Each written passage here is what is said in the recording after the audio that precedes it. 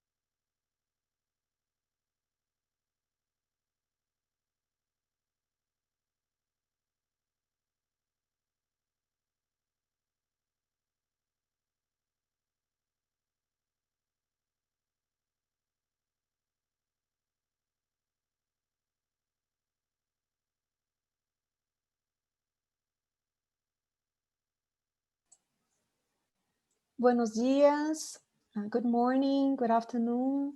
Estaremos empezando luego. We'll be starting soon.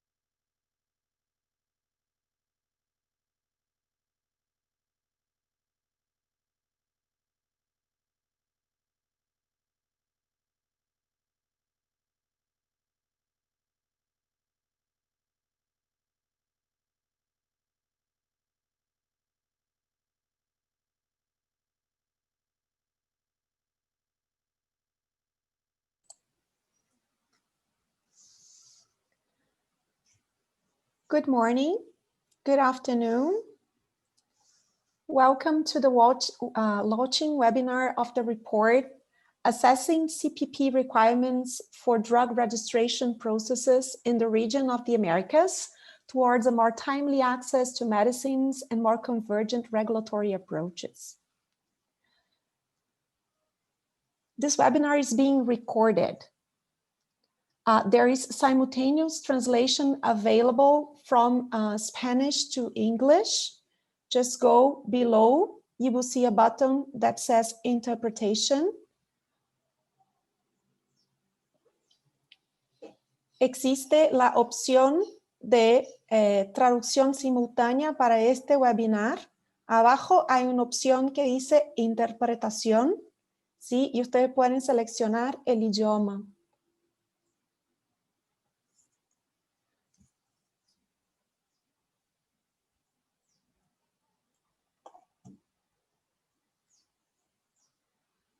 Maria Alejandra, I kindly ask you please to check whether the participants have access to the interpretation button.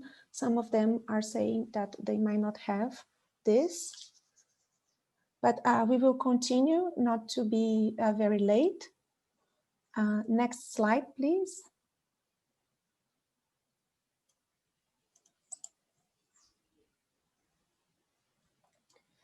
The agenda for the webinar today, we'll have a brief welcome and introduction by SecMed and FIPHARMA, the coordinators of the CPP project.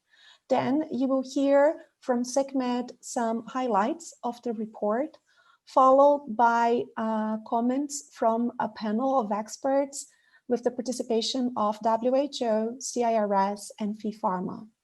Finally, you will have the opportunity to have a questions and answers session with the panelists and the presenters with the participation of SecMed, FIPHARMA, WHO, and CIRS. There is an option for you to make questions and answers. So I kindly ask you at any time, please, to use this function of questions and answers to include your questions to the panelists or to the presenter. Next slide, please. For the introduction, I would like to invite Dr. Jacqueline Rodriguez Valdez, Director of SecMed, for her welcoming words. Jacqueline, you have the floor. Muchas gracias, Camila.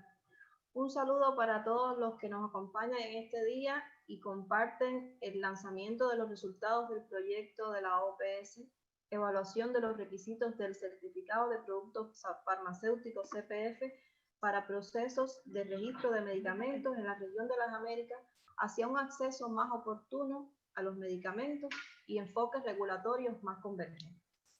Con mucha satisfacción, compartimos el informe en su primera etapa, destinada a caracterizar los requisitos normativos y las prácticas con el empleo del CPF en nuestros países para los procesos de registro. La ejecución de proyectos como este que hoy se presentan en áreas estratégicas definidas por la Red PAD en apoyo a los procesos de armonización de la reglamentación farmacéutica de las Américas han sido siempre decisivos en el camino de lograr una regulación fortalecida y eficiente que ha cambiado significativamente el contexto mundial.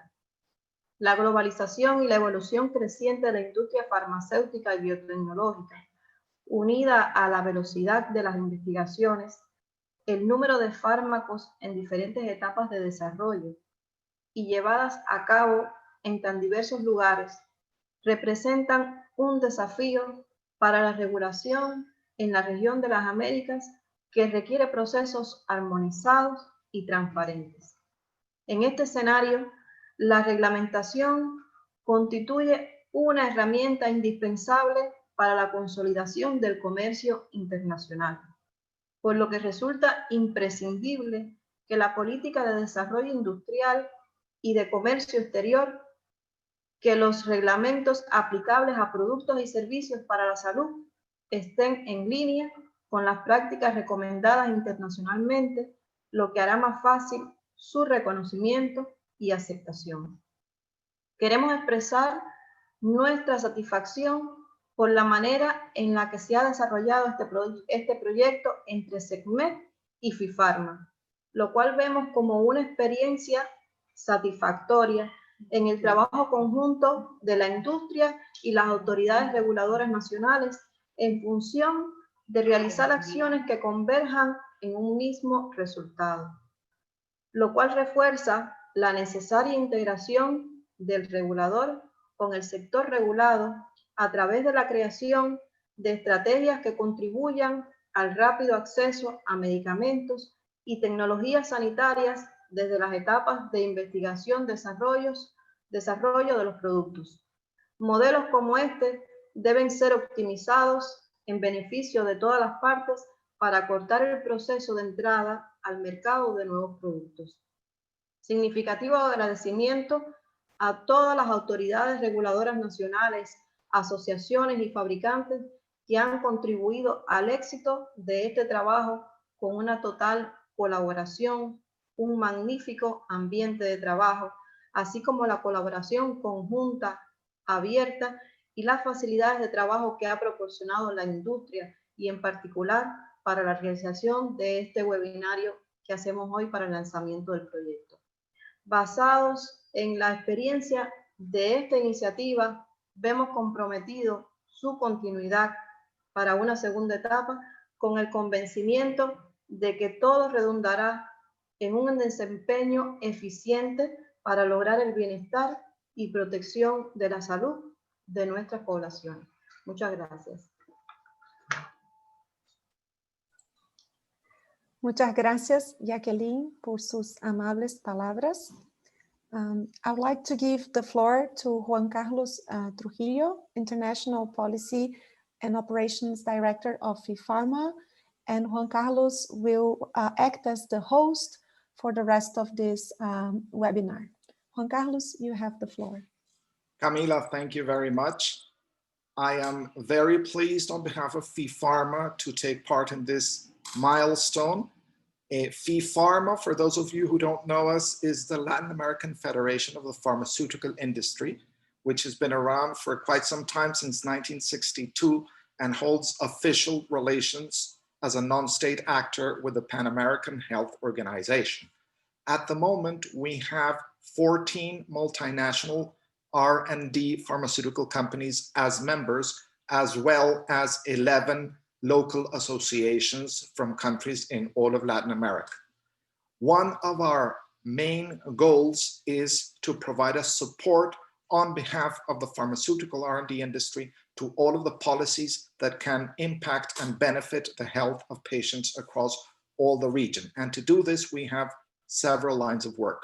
One of them is a close collaboration with the PANDRA, which is the Pan American Network for Drug Regulatory Harmonization, within which we have developed this project that we are very, very proud to present today.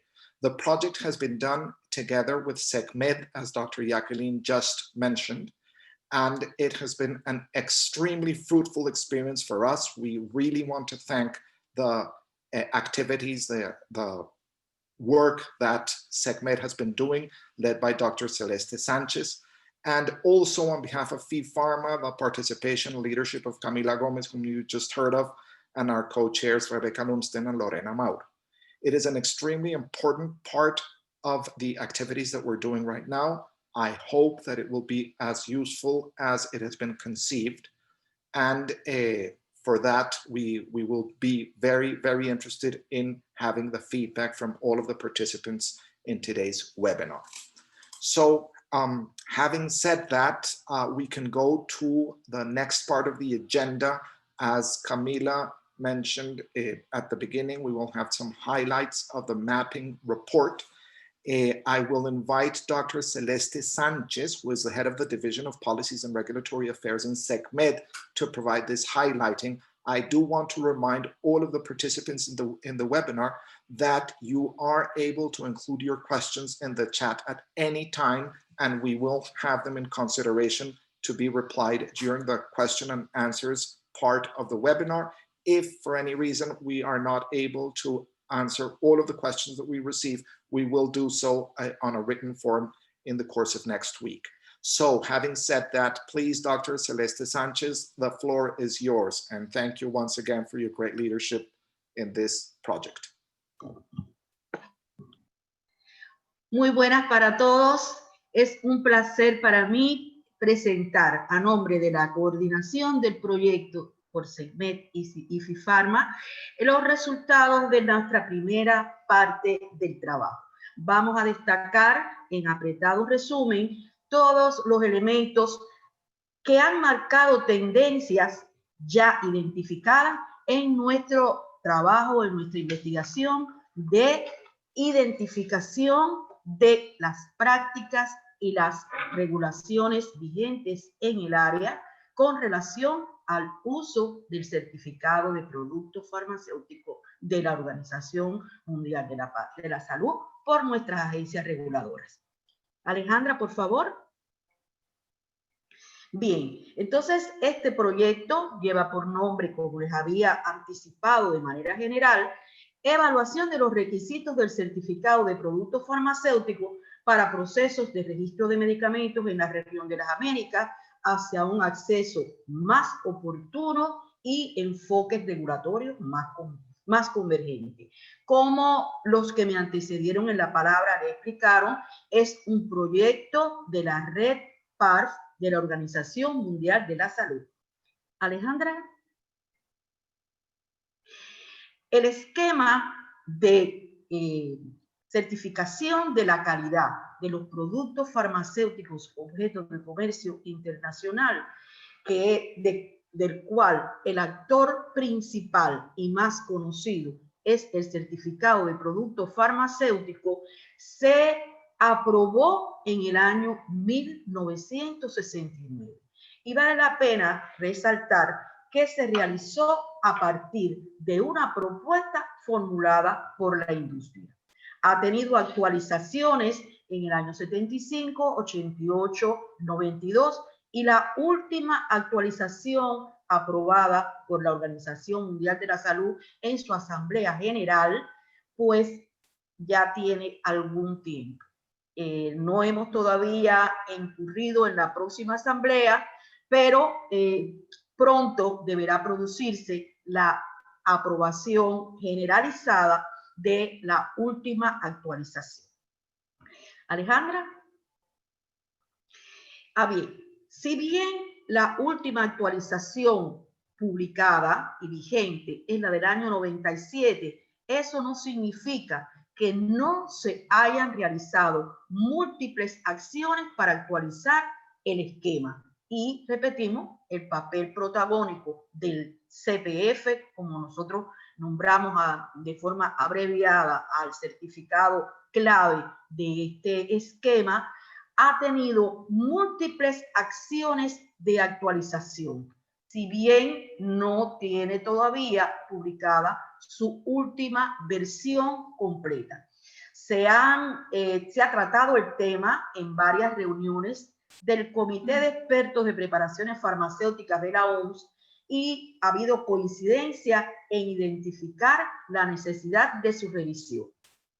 Como medida transitoria, se han publicado 2 versiones de preguntas y respuestas en el interín de las actualizaciones y a partir del 2018 se abrió a consulta pública las modificaciones al esquema. Ha habido todo un proceso desde el 2018 hasta 2020 en que recientemente en el mes de octubre, durante la 55 reunión del Comité de Expertos de Preparaciones Farmacéuticas de la OMS, pues se ha cerrado el ciclo de consulta para tener un esquema actualizado. Obviamente, si hay algo que se ha modificado a lo largo del tiempo, son justamente las características del comercio internacional.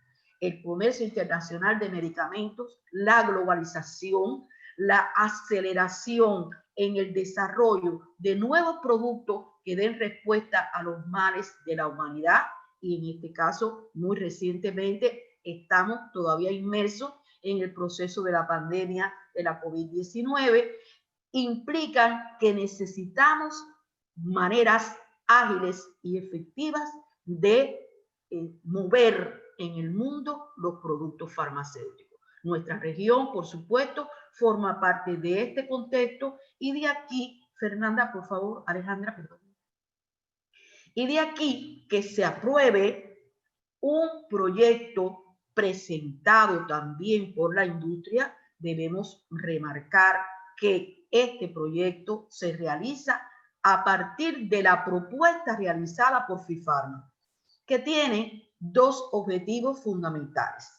El primer objetivo es la caracterización, el diagnóstico, el mapeo de los requisitos normativos y de las prácticas para emplear el CPF en nuestros países, por supuesto, dentro de los procesos de registro. Entonces, aquí estamos tratando de identificar tendencia, es decir, hacia dónde va nuestra región.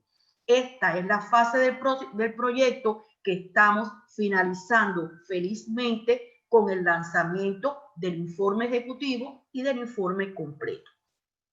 A partir de esto, nuestro proyecto desde sus inicios contempló una segunda parte para poder implementar los hallazgos que se realizan en el diagnóstico de forma que se traduzca en un beneficio concreto, que no nos quede nada más algo de tipo académico en el estudio, sino de que podamos incorporar a la práctica, a partir del examen de oportunidades de mejora, cómo podemos lograr que se facilite el acceso oportunamente a los medicamentos a partir de enfoques reguladores más convergentes, de una mejor comprensión, de un mejor análisis y comunicación en nuestra región. Este proyecto se aprobó a finales de 2017. En el año 2018 realizamos una encuesta, la diseñamos, la aplicamos y empezamos a tener la retroalimentación de nuestras autoridades. Y entre el año anterior, entre 2019 y 2020, hemos estado analizando los resultados y elaborando el informe que hoy sometemos a la consideración y a la comunicación pública. Alejandra. Esta encuesta que les he mencionado se elaboró, se diseñó partiendo justamente de los elementos que ya se conocían, que ya habían sido identificados en las revisiones del esquema, en las preguntas y respuestas, en trabajos previos realizados, y aquí le estamos poniendo una referencia de un trabajo previo realizado por la industria únicamente en el año, a finales de 2017, casi coincidiendo con la fecha de aprobación de inicio de nuestro proyecto. Esta encuesta tiene 10 sesiones, tiene 58 productos, 58 preguntas, en las cuales nosotros incluimos los elementos más importantes, los elementos que podían brindarnos una adecuada guía de cómo trabaja la región de las Américas con el certificado de productos farmacéuticos. Estas sesiones tratan las solicitudes de registro, características de la renovación, características de la modificación, cómo es el CPF que se solicita, si se evalúa el CPF por las autoridades y cómo se evalúa, cuál es el concepto de país de origen, tomando en consideración que este concepto a inicios del esquema era muy claro, pero a partir de la incorporación de una secuencia más elevada de fabricantes trabajando para elaborar un mismo producto, ya el concepto de país de origen no tiene para nada la connotación que tuvo hace 20, 30 años. También tuvimos una sesión que está encaminada a identificar qué pasa cuando se cancela, cuando se retiene el registro en el país que aprobó el producto, en el país que emitió el certificado. En la sección 9, nosotros incorporamos un conjunto de elementos de organizativo, de la logística, que también se conocía que habían sufrido transformaciones a través del tiempo y que tenían un impacto severo sobre las posibilidades de hacer más convergentes nuestros sistemas. Uno fue la capacitación. Nuestras autoridades están o no están preparadas. El CPF electrónico, que va siendo algo que se empieza a imponer. El obstáculo que implica la legalización excesiva y los trámites administrativos un poco sobredimensionados para que el CPF pueda ser incorporado en los procesos de registro. La validez del certificado, por cuanto hay certificados que si se emiten por un corto periodo de tiempo no dan paso a la dinámica completa y larga que implica entregar el expediente, evaluar el expediente, al final ya están caducados. Y además también averiguamos sobre la existencia o no de requisitos según producto, por cuanto la industria biotecnológica tiene un desarrollo muy acelerado en estos últimos tiempos y es posible que en algunas autoridades, queríamos saber si la región tenía esa tendencia, había impuestos requisitos particulares, sí, el producto, por ejemplo, es biológico o biotecnológico, con relación al de síntesis. Y por último, para las autoridades que emiten CPF, pues averiguamos también un poquito para saber qué relación existía entre lo que pedíamos en la región en el certificado de productos farmacéuticos y en lo que nosotros otorgábamos o informábamos en nuestro CPF. Alejandra. Tuvimos una participación total, es decir, toda la región de las Américas estuvo presente en la encuesta, en la respuesta. En ocasiones la industria, en ocasiones la autoridad y en varias ocasiones tanto la industria como la autoridad. Es decir, que los actores fundamentales todos tuvieron la posibilidad de participar, de responder, de preguntar y de transmitir sus impresiones para que fueran analizadas por el equipo de trabajo. Tuvimos 27 países, 24 autoridades, 8 asociaciones farmacéuticas, 2 compañías farmacéuticas y como característica de la región tuvimos la participación, por supuesto, de las 8 autoridades reguladoras de referencia de las Américas. Tenemos una iniciativa de armonización regional en Centroamérica, que es importante por cuanto desde el punto de vista legal y reglamentario tienen un reglamento común, es decir, que tienen un instrumento aprobado y puesto en vigor que genera una convergencia en la región y que además debemos resaltar que incluye la obligatoriedad del certificado de productos farmacéuticos. Y tenemos también como referencia, aunque no es autoridad, el sistema regulador del Caribe. Todos ellos tomaron parte en el estudio. María Alejandra. Acá tenemos algún elemento que es también importante. Tenemos ya identificadas las que ustedes ven en la columna de mi izquierda. Son las 8 autoridades de referencia de la región que fueron evaluados con el máximo nivel de desempeño con la herramienta de la Organización Panamericana de la Salud durante todo el proceso de fortalecimiento de autoridades que todavía se mantiene.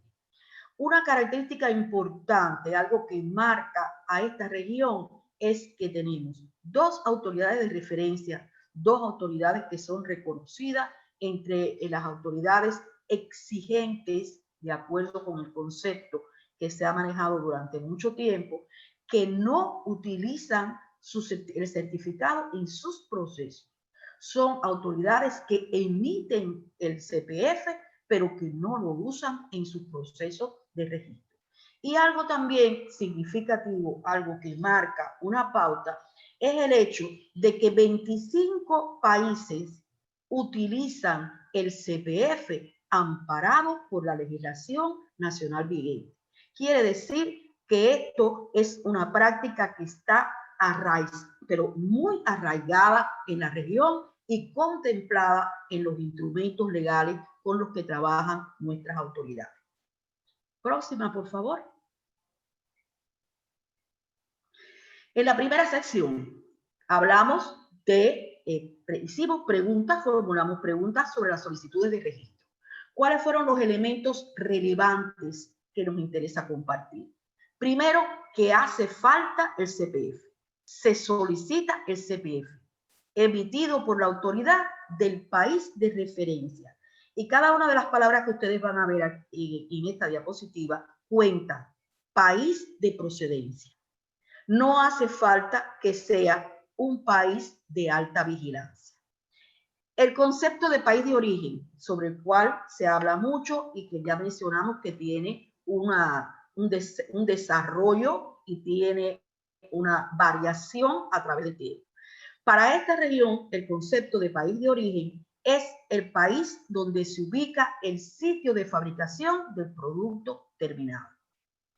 El registro previo es obligatorio y hay que declararlo en el CPF, pero no se requiere que sea registrado en el país de origen, sino que sea registrado, como dice la respuesta al primer aspecto, por el país de procedencia.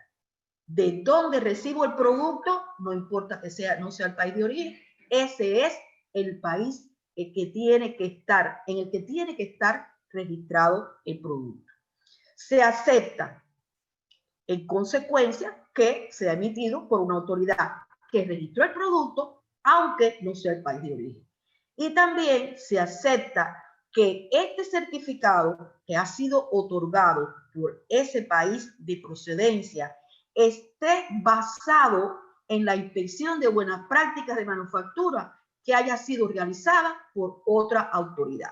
Como ven, nosotros tenemos algunos elementos de la historia, un poco de lo que se han quedado detrás, pero también tenemos buenas semillas para que se optimicen determinadas prácticas, porque se acepta el registro en el país, aunque no sea el país de origen, y también aceptamos que se emita en función de inspecciones de buenas prácticas de terceros. Alejandra. Bien. Seguimos hablando de las solicitudes de registro y se admite la sustitución, del certificado de producto farmacéutico por otro documento. Bien. Ahora bien, se pide que se haga la presentación junto con la solicitud inicial, junto con el expediente inicial. Todo al mismo tiempo es como funciona esta región.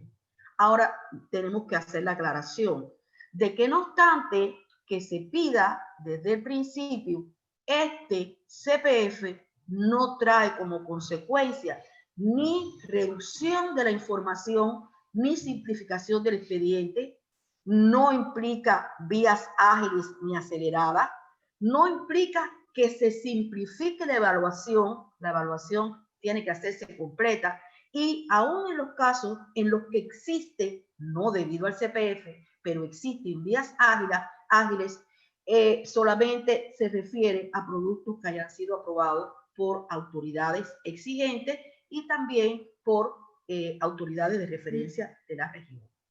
María Alejandra, por favor. En el caso de las renovaciones, bueno, para las renovaciones, cuando existe la renovación, cuando la figura de la renovación existe, se pide que tenga los mismos requisitos de la inscripción, aunque no tiene que estar emitido por la misma autoridad. Y debe darse información del estado de comercialización. Para los cambios, para las modificaciones, igual. Se pide el mismo certificado de producto farmacéutico que se pidió en la inscripción, aunque sí se pide que sea emitido por la misma autoridad que emitió el de la inscripción. María Alejandra. Bien, el certificado de producto farmacéutico se pide que tenga la declaración del estado de comercialización del producto. Ya habíamos dicho que tiene que declarar el registro, en qué país se otorgó. El diluente también lo incluye, y algo interesante es que en general se pide que todos los centros involucrados en la fabricación ya de las diferentes etapas del producto se relacionen en el CPF. Sin embargo, no se requiere adjuntar a este documento información para el paciente ni para profesionales de la salud. María Alejandra, por favor. Ajá. Todas las autoridades realizan la evaluación y, como habíamos comentado, casi siempre tienen el respaldo de la legislación nacional. Toda la información del CPF se considera relevante. No hay ninguna distinción en la evaluación o en lo que se está pidiendo por el tiempo de comercialización declarado. Y se reconoce, como ya habíamos dicho, la certificación de buenas prácticas de manufactura del producto cuando se declara en el CPF. En ocasiones se señala que no se declara. Si bien es cierto que se recoge y se acepta la certificación de buenas prácticas, hay que decir también que en la mayoría de los casos, además del CPF, se pide certificado de buenas prácticas de fabricación. En la próxima sección tenemos que el registro previo es solicitado, que hay evidencias de que sí que se evalúa, y este fue un apartado en el que encontramos prácticas muy disímiles, por donde obviamente debemos tener un largo camino para tratar de llegar a una convergencia, porque en la parte evaluativa, es decir, ya cómo lo hace la autoridad, sinceramente tuvimos tuvimos inconsistencia en la respuesta y dificultades para poder identificar verdaderas tendencias de la región. Aquí tenemos muchas oportunidades de mejora. En la próxima sección, en la 7, María Alejandra, tenemos que en general lo que se le pide al país que cancela o suspende el registro es que informe a la autoridad. Que informe a la autoridad, y eso tendrá impacto no con una cancelación automática, sino que se tomará en cuenta para la renovación y para ajustar alguna información o algunas partes del registro. En el caso del estado de la comercialización, no se requiere comercialización activa, ni para solicitudes de nuevas solicitudes, ni para renovaciones, ni para modificaciones. Y tampoco se pide nada específico con relación al tiempo de comercialización. Se pide que se comercialice bien en general, aunque ese elemento no es obligatorio. En general, cuando se declara el estado de la comercialización, si es activo, no se repara durante qué tiempo ha estado el producto en el mercado.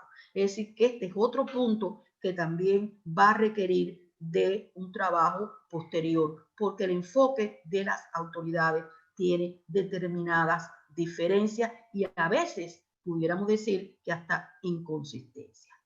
En la sección 9, María Alejandra, en la sección 9 tenemos que falta capacitación del personal. Las autoridades manifiestan que requieren capacitaciones externas porque algunas las han hecho internas y otras no las han hecho. Todavía el CPF electrónico no es una figura que existe en las normativas nacionales. Son pocas las que lo aceptan y piden además legalización y traducción. Por tanto, el tiempo que se gana con la emisión del certificado electrónico luego no es suficientemente aprovechado por los requisitos de legalización y traducciones notarizadas. La legalización, insistimos, es una práctica no solamente generalizada, sino que está legislada en muchos países, por lo que hacerla más flexible, más rápida o eliminarla va a costar en nuestra área mucho trabajo. Las solicitudes se aceptan del titular del registro o de su representante legal solamente. Hay plazos de aceptación para la validez de los certificados recibidos y no se dispone ningún requerimiento específico según el tipo de producto, como por ejemplo los biológicos. En la última de nuestras sesiones, en la 10, que aplicó, como lo habíamos dicho, solamente para aquellos países y para aquellas autoridades que emiten el CPF, tienen plazos específicos.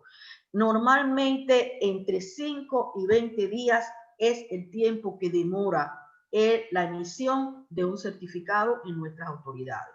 Hay excepciones con más tiempo, pero el periodo es relativamente lógico y en algunos casos el tiempo de 20 días, por ejemplo, está establecido por ley. No es una práctica regional, ni la aceptación, como ya vimos, ni la emisión del certificado de producto farmacéutico electrónico. Sí hay un plazo de validez para los certificados que se emiten y se emiten con tiempo de validez entre 1 y 2 años. Y cuando comparamos los certificados emitidos con el certificado modelo de la OMS, pudimos llegar a la conclusión de que existe un elevado cumplimiento de lo que está establecido por la Organización Mundial de la Salud. Por último, queremos señalar algunos elementos que le dan valor estratégico al trabajo que hemos realizado en esta etapa. Y son ellos. María Alejandra, por favor. Bien.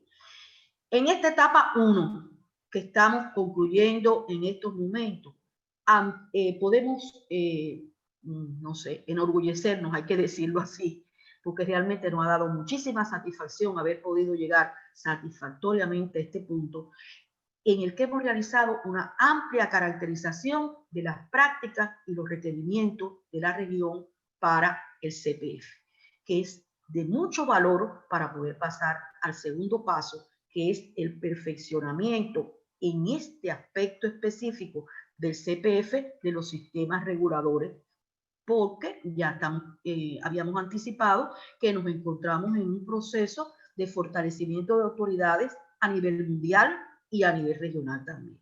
Nos satisface en un elevado grado que esto haya sido el fruto del trabajo conjunto entre la industria y las autoridades, porque esto aporta un valor adicional en el enfoque y en la identificación de todo lo que nos queda por hacer o de todo lo que nosotros quisiéramos hacer.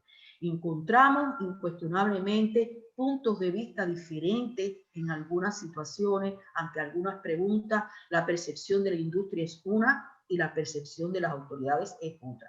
Y en eso consiste una buena parte de la riqueza de los elementos que hemos recopilado. Este estudio no es el único que se ha realizado en la región. Ya habíamos puesto la referencia del estudio realizado por Sinopharma. Inclusive hay otros estudios, por ejemplo, realizados por CIR, en el que se han tomado en consideración algunos países del área. Sin embargo, este es el de mayor alcance y por tanto es desde nuestra percepción un paso de avance para cortar las brechas y para brindar nuevas oportunidades de mejora.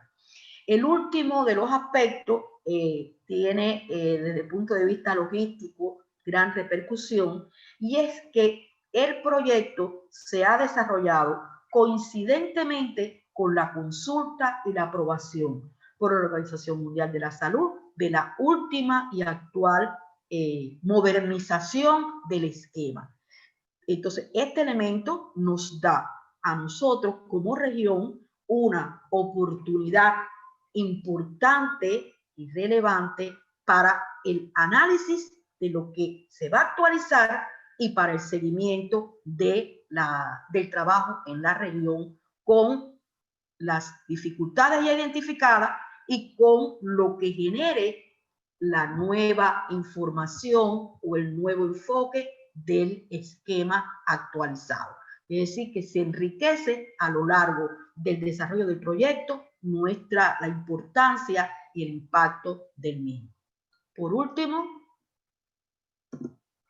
último, María Alejandra, nuestra premisa, nuestro compromiso es la salud de nuestros pueblos.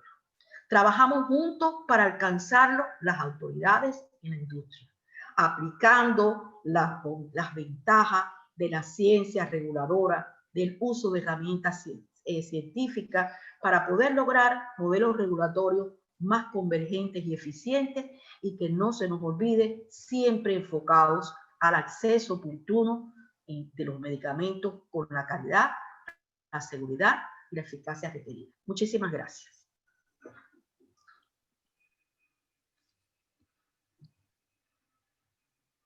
Thank you very much, Dr. Celeste, for your magnificent presentation. I think that it was a very good illustration of the wonderful work that we have done so far. So we are very, very grateful. At this moment, we would like to begin the part of the meeting where we will have some comments from our panel of experts. Each one of our panelists will have 5 minutes.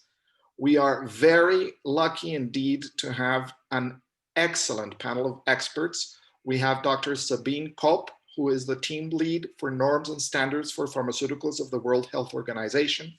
Dr. Samuel Azatian, the team lead for regulatory convergence and networks of the World Health Organization.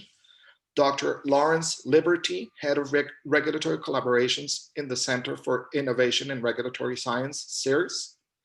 Dr. Rebecca Lumsden, who is the chair of the Regulatory and Biologics Working Group in FEPHARMA. Each one of them will have 5 minutes for comments, and after their comments, we will have a Q&A session where we will also be joined by Dr. Mario Alanis, a senior consultant in the CIRS, and Dr. Celeste Sanchez, who you just heard the presentation from. So please do bear in mind that you can have the possibility of asking any question within the chat option at any time. And at this moment, I would like to invite Dr. Kopp to share your comments for 5 minutes. Dr. Kopp, please, the floor is yours. Thank you very much. Buenos dias, muchas gracias. Thank you for this invitation to an important milestone meeting. And I can only but concur with Dr. Celeste Sanchez that this is really a very impressive work that you have been carrying out under the PANTRA. Of course, there are global links, and she has already provided you with some data on the certification scheme itself. It is in operation since '69 and was amended 4 times already until the last version that is currently in use in 1997.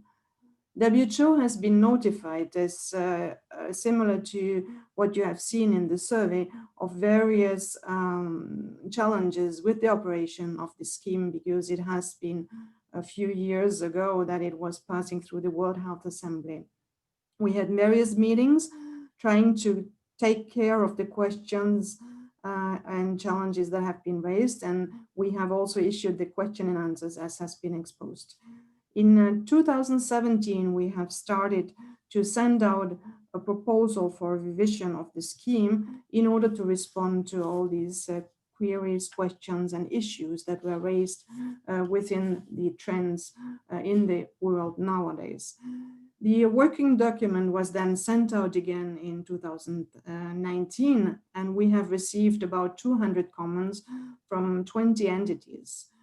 We have compiled all the comments and also a list of regulatory authorities that were interested to work with WHO in order to address these comments and also, more importantly, share their experience with using the scheme.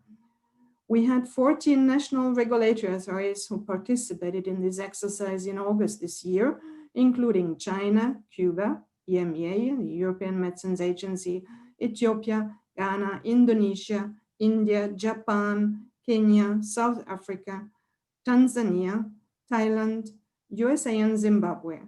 We invited a few more, including, for instance, Brazil, but they were unfortunately not able to attend.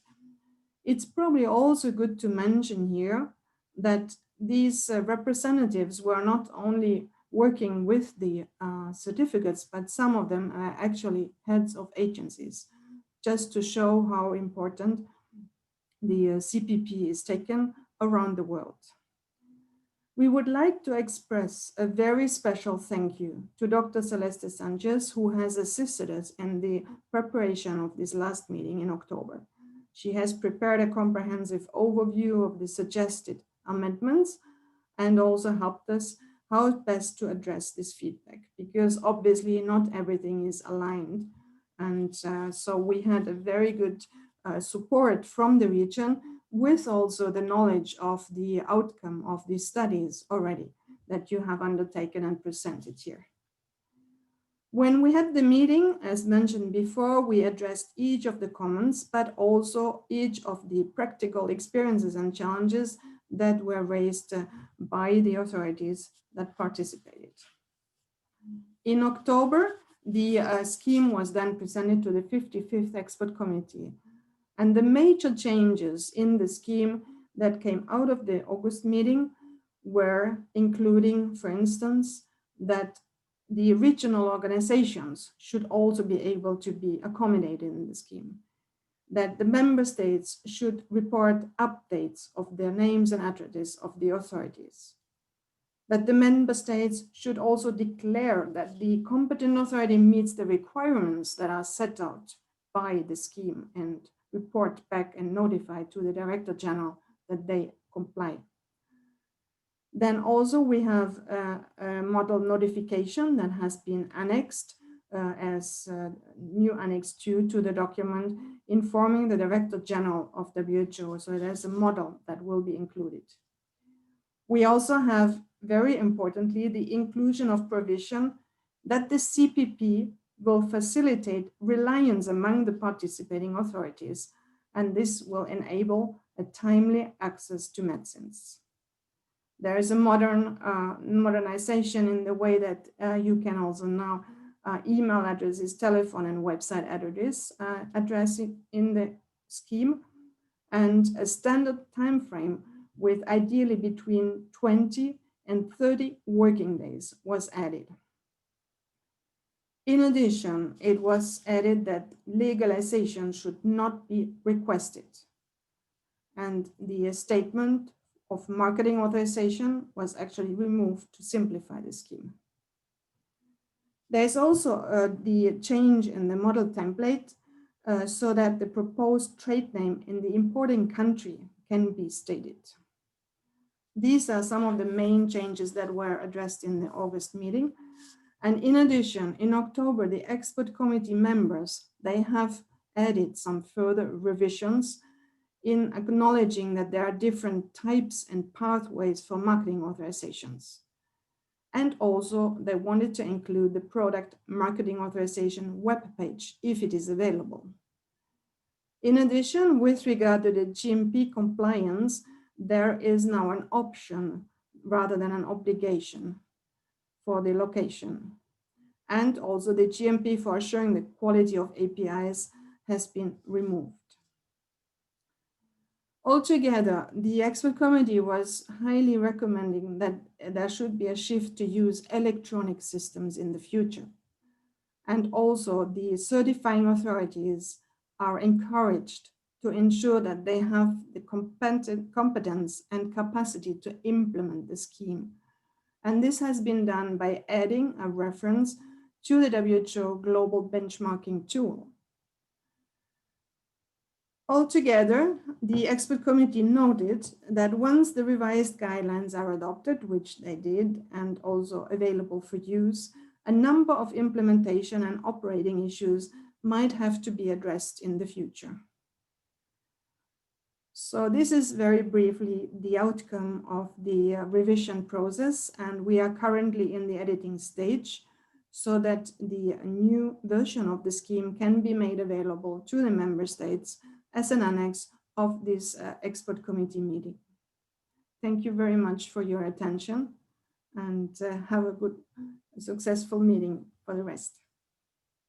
Thank you very much for your comments, Dr. Kopp. Highly appreciated. We want to invite now Dr. Azatian to share his perceptions on the impact of the results of the report that we just heard, and your views on how modernizing the practices and the use of the CPP might be linked to strengthening the regulatory systems globally and of course in our region. Please, Dr. Azatian, the floor is yours. Thank you very much, Juan Carlos, and thank you very much, colleagues, for inviting us to this important discussion. And as Sabine has mentioned, it's it's indeed a global development, and it's really great to see that the region in America is providing such an important contribution through this report. And again, would like to thank Celeste for her exceptional dedication to this area. And I just would like to mention also that we had some discussions about certification scheme and its impact on regulation of medical products in a number of our international conferences of drug regulatory authorities. And Celeste was always in the front line of this area, promoting and defending and trying to find a way together with all colleagues on how we can in fact improve the scheme for it to serve its purpose. Because as Sabine has mentioned, it is existing now for more than 50 years. It has been developed and proposed at the time when the most sophisticated communication device was a teletype or fax machine. And of course, it was at that time was considered as a revolutionary instrument that over the time it gradually changed its value in terms of implementation, because the technologies were developing, the regulatory science was developing, and of course there were always some other instruments and mechanisms becoming available for the countries to inform their national regulatory decision. But certification scheme was there in use, and still it is in use. And I can tell you that there are new members already joining, and the requests to join the scheme are still coming to WHO. It means that countries still value this scheme and they want to have it implemented properly. Of course, this report had a very important impact on how the scheme will be implemented, and it's good that it was going developed in parallel with our development at the global level, with all these discussions that Dr. Koop has mentioned about. But I'm really happy to see that the outcomes of this report are quite coherent with what we have been also identifying and defining during our discussions at the global level. And this is that the scheme is valuable. It is still an important instrument. It should be used because it is in the legal requirement of still quite a number of countries, and not only in the region of Americas, but in all other regions of WHO.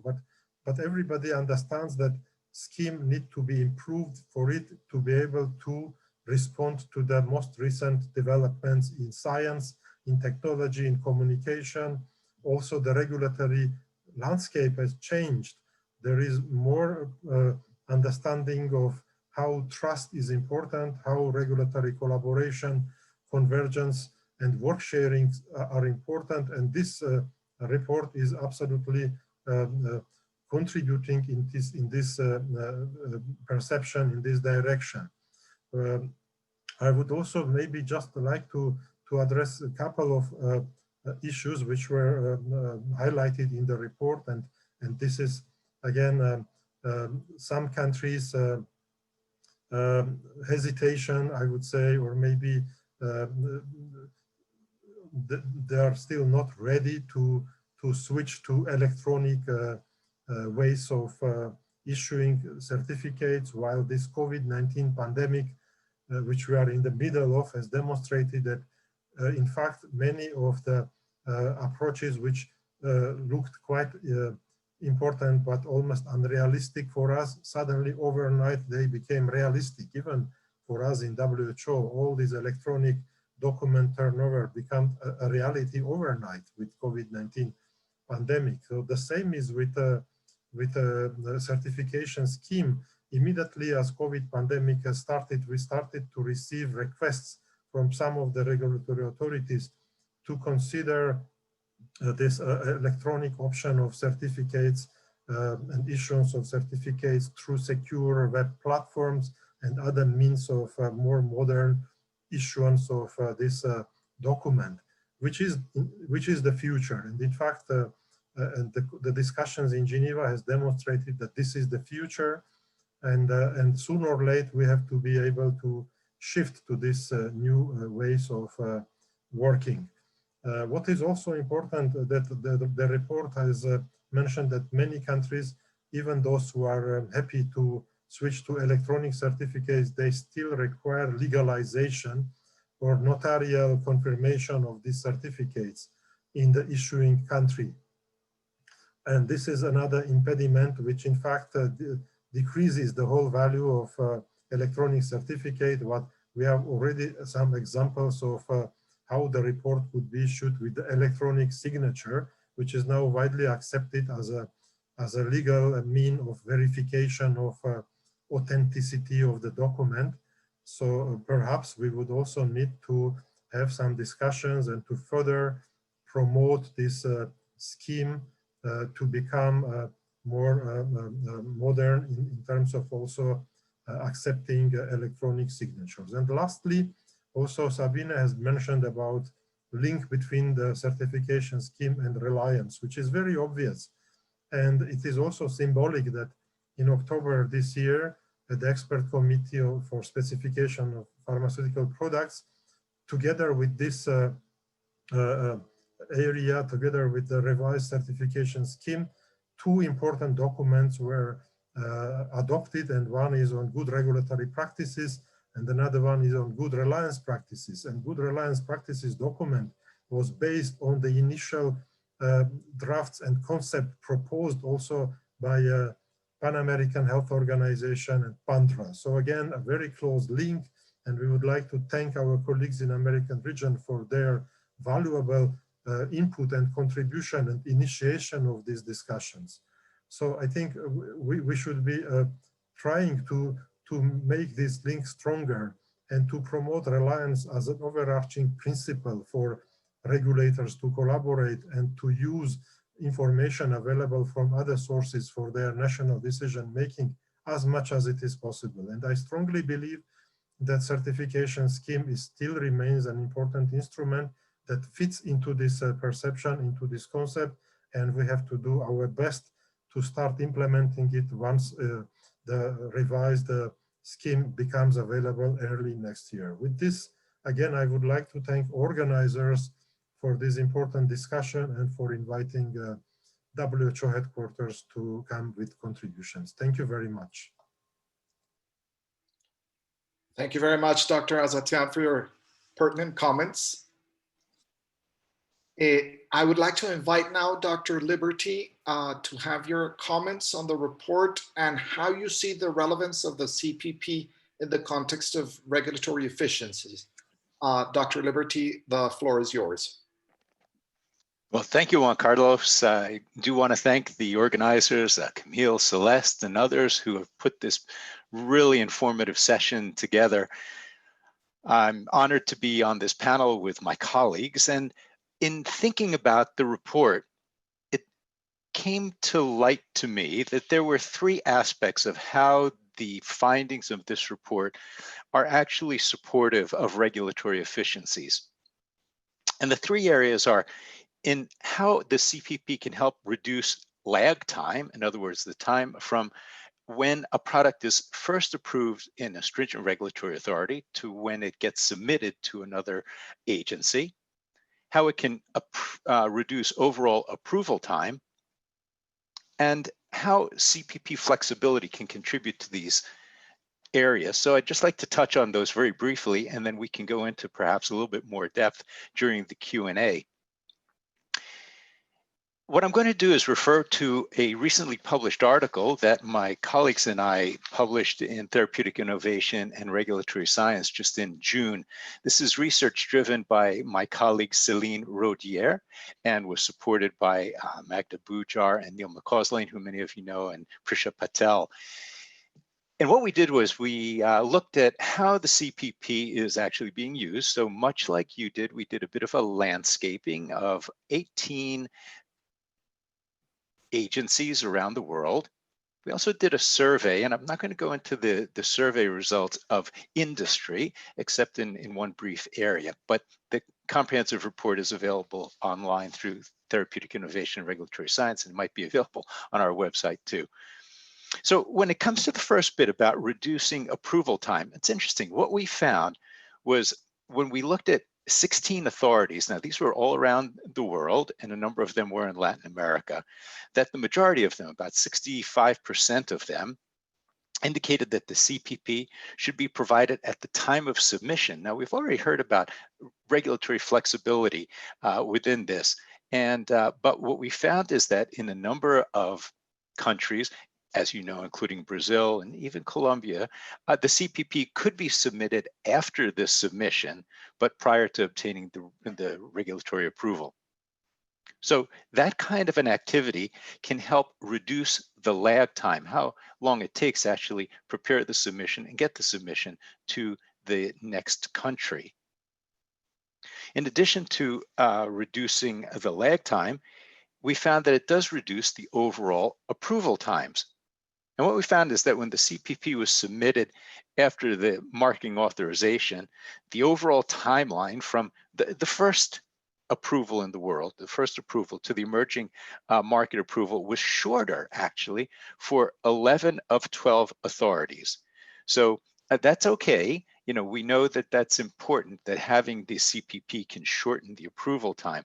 But even more importantly, we found across the 12 authorities that the overall median time from first in world approval to the emerging market approval was 477 days when the CPP was submitted after the marketing authorization. So in other words, having some flexibility there, as opposed to 965 days where the CPP had to be submitted at the time of the marketing authorization. So big difference in having that flexibility built into it.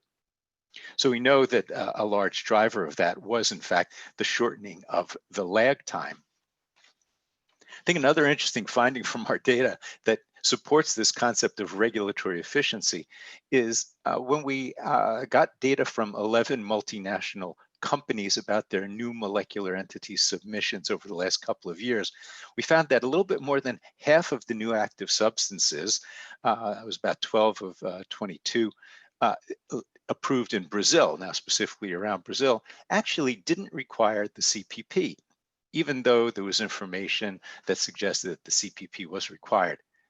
This is really a good sign in the sense that CPPs can be an element of negotiation. There will be times when, for a variety of reasons, it's important to have the data package available and to move quickly on the data package. And rather than hold up the decision, waiting for a CPP, a decision can be made in the absence of the CPP.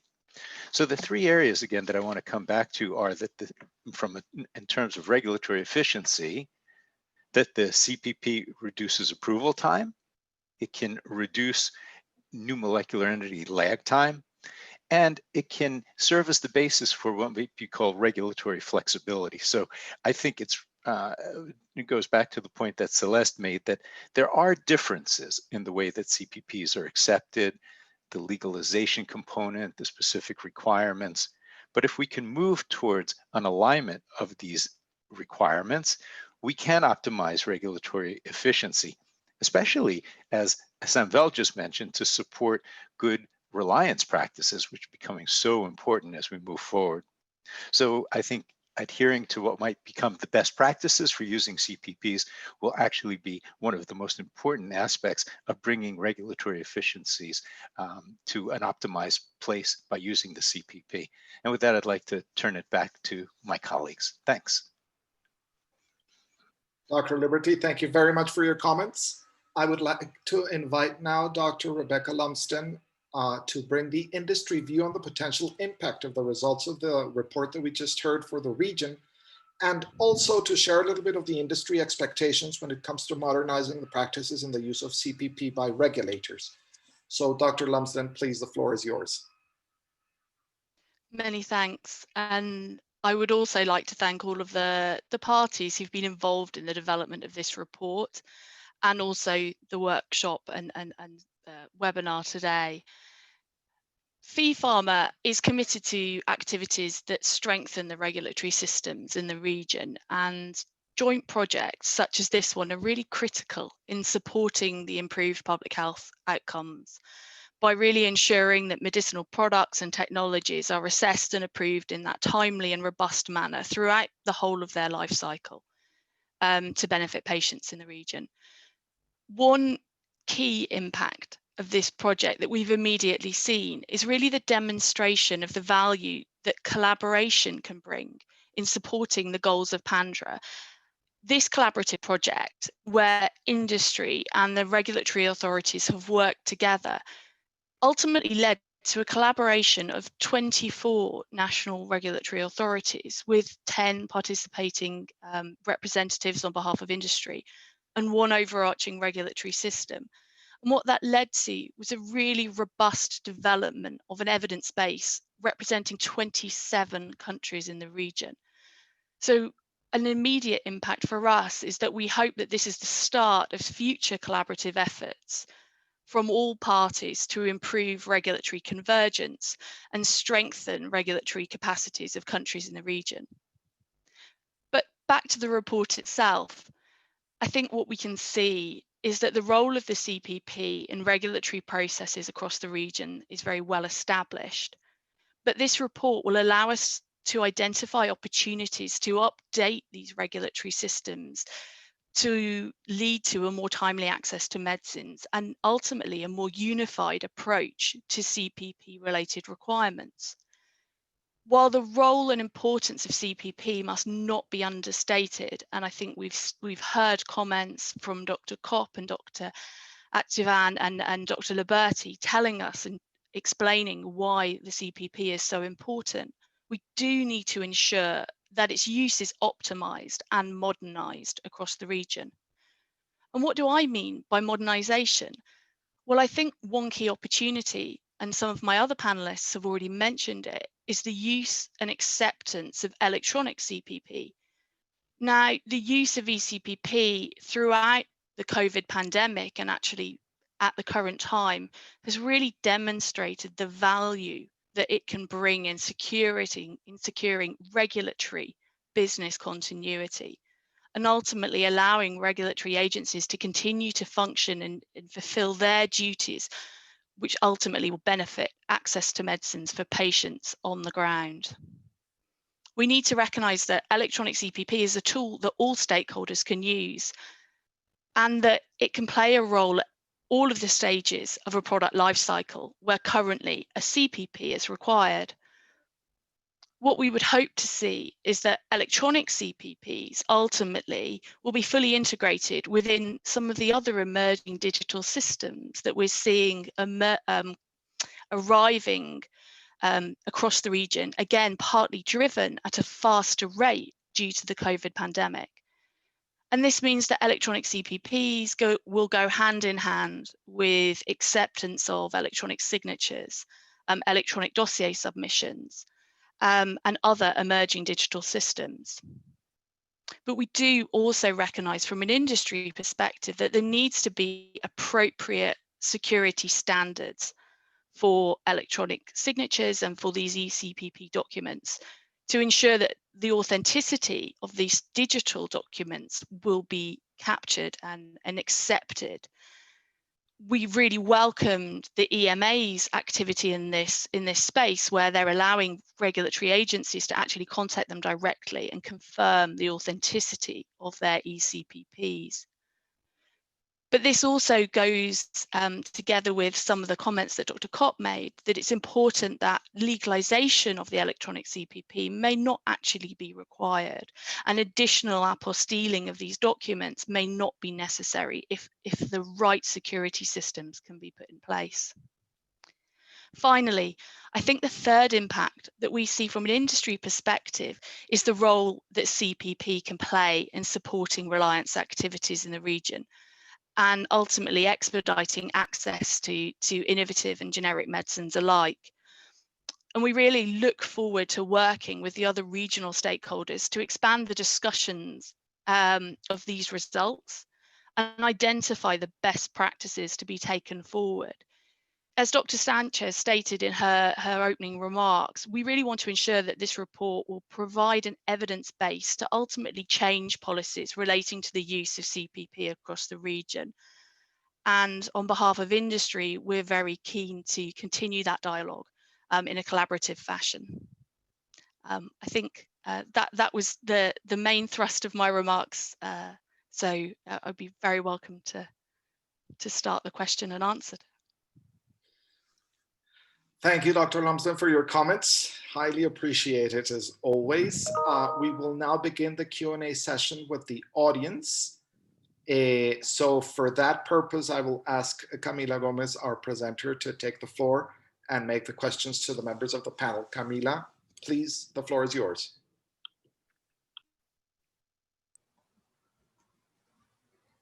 Thank you, Juan Carlos. First of all, I would like to invite the members of the panel to turn on their cameras. And I would also like to invite the participants to add their names, their questions to the Q&A option. Let's start with a question to Celeste. Celeste, I'll make this question in Spanish, as it was originally in Spanish. ¿Por qué el concepto de país de origen no tiene la importancia que siempre ha tenido? ¿Tú puedes comentar un poco, Celeste, en relación a los hallazgos del reporte en relación a país de origen? Sí, cómo no, con mucho gusto. El asunto no es la importancia, es decir, el país de origen tiene importancia, pero se ha modificado, se ha transformado a través del tiempo el concepto de país de origen. En la misma medida en que la industria farmacéutica se globaliza, aquel país de origen de fabricación del producto completo dejó de existir. La manufactura se está realizando a través de muchos eslabones en la cadena productiva. Y no solamente eslabones en la cadena productiva a la hora de la fabricación del producto farmacéutico, sino también de los ingredientes farmacéuticos activos, de los excipientes, de los materiales de base. Y eso es una consecuencia directa de la globalización farmacéutica. El mercado farmacéutico también se ha globalizado, de forma tal que en un país no solamente se exporta, digamos, el producto fabricado en el propio país. Hay determinados mecanismos mediante los cuales puede exportarse un producto que en este país solamente se le haya dado el empaque. ¿Me entiende? Entonces, la importancia sí se mantiene. Lo que sucede es que es más complejo debido a la globalización identificar como una figura única en el firmamento país de origen, porque son tantos los países que intervienen que no es posible dejar fuera del foco a todos esos que tienen que ver y que impactan en el producto y en su calidad. Thank you, Celeste. Our next question goes to Samuel, maybe. How can we leverage the CPP to expedite regulatory reviews and approvals in the region and avoid duplication of work? And maybe Dr. Liberti or Mario can also comment on that later on. Thank you, Camila. I think this is perhaps the most important question about CPP, because there is a lot of perception that maybe this is an outdated approach, why we are still using CPP when there is an internet, when there is an international telephone connection, we can pick up the phone and call and ask, or many other options. But again, we have to be acceptive to the fact that CPP is still in the requirements of many of our member states. It's not going to be withdrawn from these requirements very soon, not tomorrow, because countries are still, and you have to accept the fact that most of WHO member states have small or very small regulatory authority with very limited resources. And CPP has already been there to prove its ability and importance to provide necessary information about the quality of the products that countries are importing in their territories. And we have to, I think perhaps of a transition process that maybe in some time from now in the future, there will be a different situation. The whole concept of reliance will be more widely accepted and implemented. I can tell you, again, there are some anecdotic situations in some of the countries which are very actively using CPP. They have provisions in their regulations not allowing reliance as a concept as such. So what you can do with these countries if they do not have a reliance in the process as an option, then CPP is the only way for them to ensure that the products are coming and they are of good quality.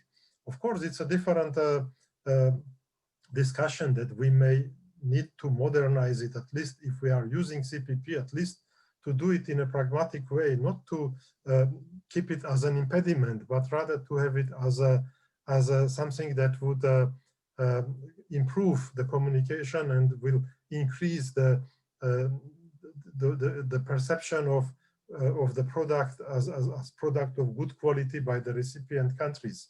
I don't see a duplication. I see rather maybe parallel in time. One will be maybe decreasing in use, other options will be increasing, but this will take time, and we are still in the middle of this continuum where we absolutely need both. Thank you.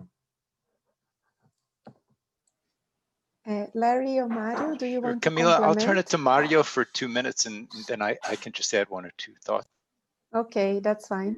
Gracias, Larry. Muchas gracias. Bueno, muy brevemente quiero felicitar a SECMED, a Celeste, con quien me tocó discutir cuando se iniciaba este estudio hace años, y agradecer a los organizadores. Yo creo que efectivamente este es un gran estudio y de alguna manera, esto es un plan de acción hacia dónde hay que caminar, porque identifica muy claramente diferencias entre unos países y otros, y esas diferencias, tenemos otros estudios donde se pueden claramente identificar cuáles contribuyen más a la eficiencia.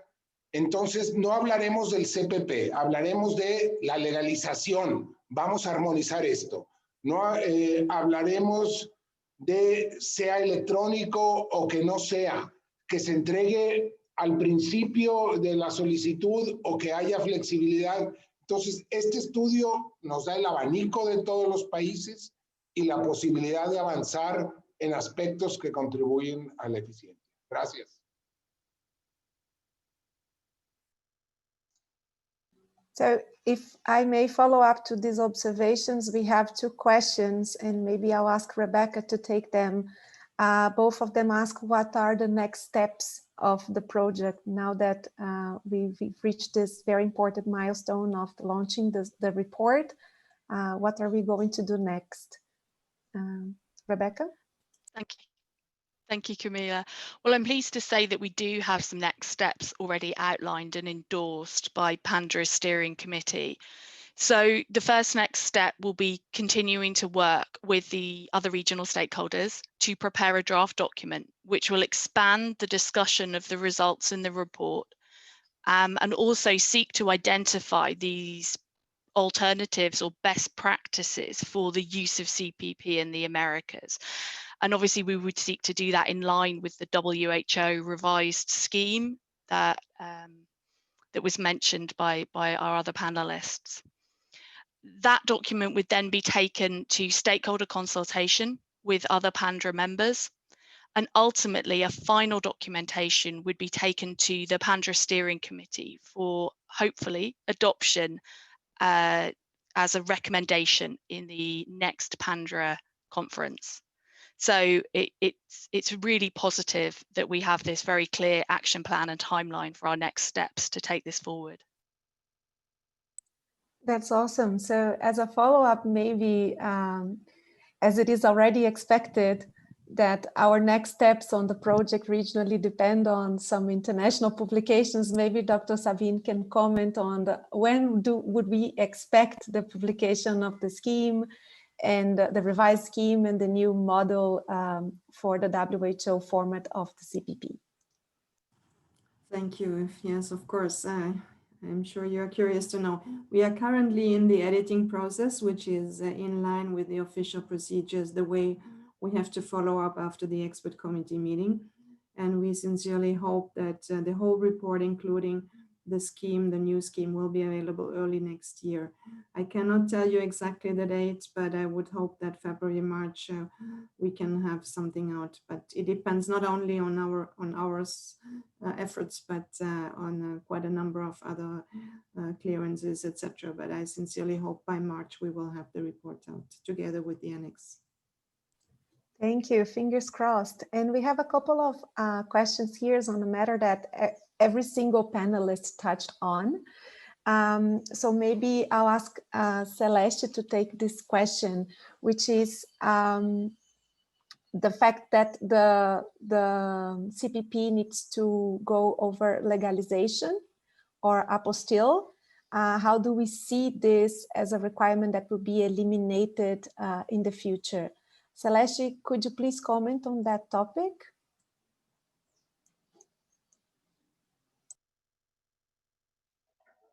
Sí, cómo no, con mucho gusto.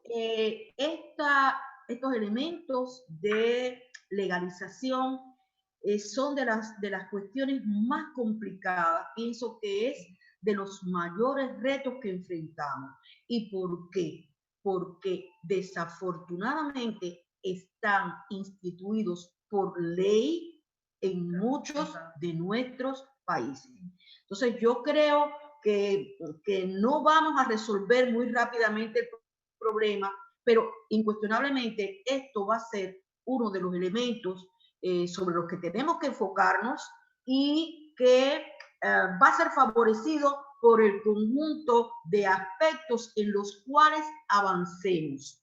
Esto más bien tiene que ser impactado desde muchos ángulos, porque, repito, si está en las leyes, no es fácil. Sin embargo, hay muchos países que no lo tienen por ley, lo tienen como práctica. En ese caso, podríamos ir avanzando con esos países, pero todo como parte de una estrategia conjunta que no va enfocada solamente a la legalización, sino, como ya Larry y Mario nos hablaron, de la eficiencia de las autoridades, de demostrar que el proceso se puede acortar, pero tenemos que trazar una estrategia muy precisa porque es uno de los elementos que puede ser más difíciles de modificar.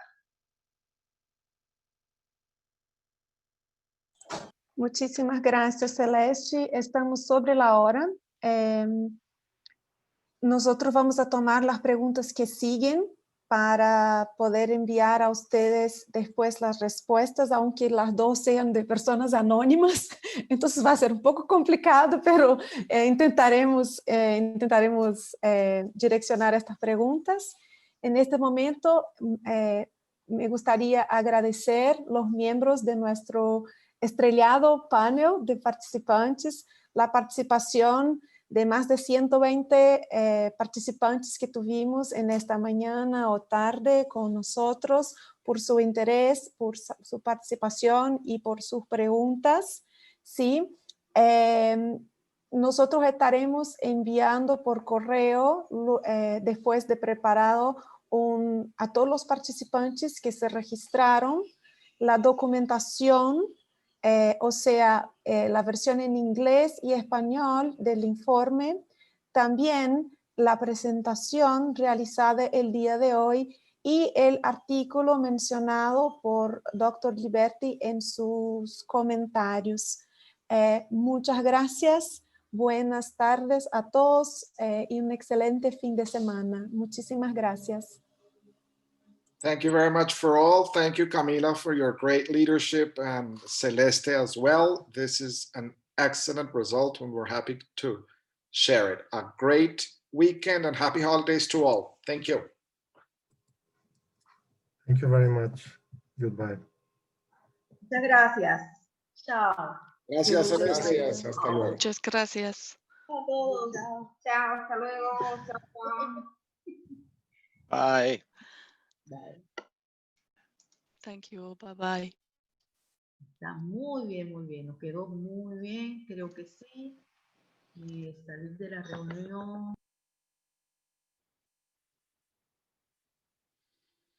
Camila, thank you so much. Gracias, Mariale, y a todos. Thank you, Juan Carlos. Una pregunta. ¿Pueden capturar, por favor, las preguntas no contestadas que están en el chat para que podamos responder? Claro. ¿Sí? Mariale, ¿nos puedes ayudar con eso? Todo eso queda grabado, no te preocupes. Pero Ah, hay ok, perfecto. un chat, Mariale, que de pronto tómale imagen de pantalla porque ese no queda grabado. Y ahí están todas las preguntas, que son 7 comentarios nomás. Sí, las preguntas, sí, en el chat solo hay agradecimientos, pero en el box de questions and answers sí hay algunas preguntas que no pudieron ser En el box. contestadas. Ya, Sí, listo. Súper. de questions and answers en el caso. Vale. A ver, vamos print the screen. Listo. Camila, excelente. Muchas gracias a todos entonces. Buenas tardes y hasta pronto. Bye.